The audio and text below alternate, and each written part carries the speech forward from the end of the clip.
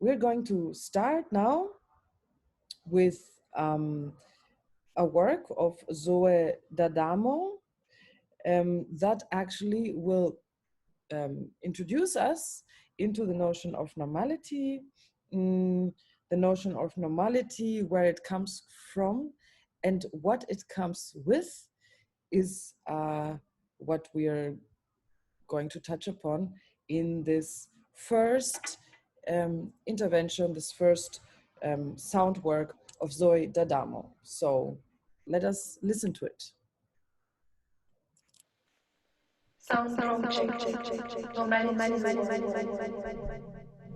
Normality is the condition of being normal, the state of being usual, typical, or expected.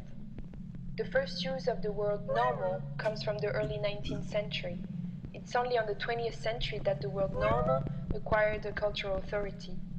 For most of the 19th century, normal was used almost exclusively in a scientific context. The etymological antecedents can be traced back to the mid-18th century when it first appeared in geometry. This word was used as a less common synonym for a perpendicular line. The first time the term normal is used in its modern sense is in France in the context of a comparative anatomy around 1820.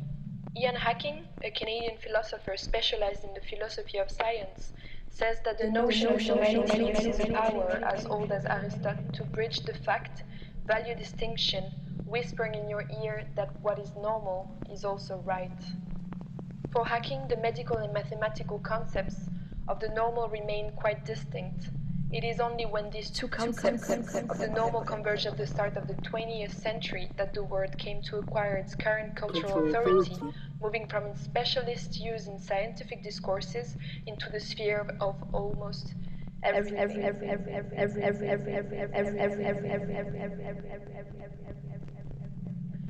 Normality is a behavior that can be normal for an individual, intrapersonal normality, when it is consistent with the most common behavior for that person. Normal is also used to describe individual behavior that conforms to the most common behavior in society, known as conformity. Definitions of normality vary by person, time, place, and situations, and it changes along with changing societal standards and norms.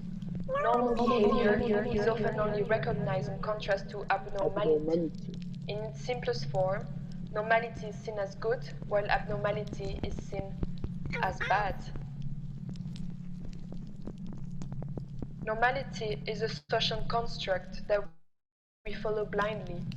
Normality is a loop in time and space.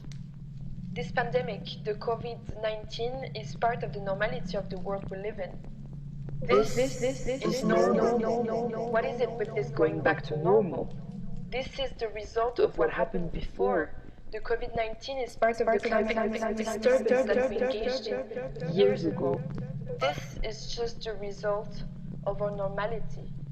What happens before, during, and after the pandemic is our normality. What is happening right now is normal. So why does this social obsession follows us wherever we go? This society is obsessed with the notion of normality.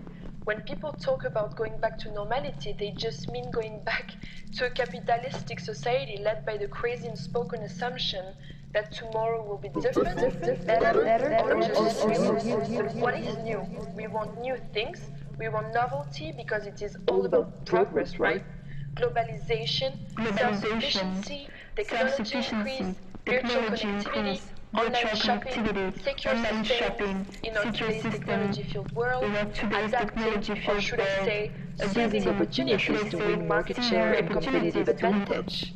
More, and more again, and more, and let's be cyber savvy. And more, and let's be cyber savvy.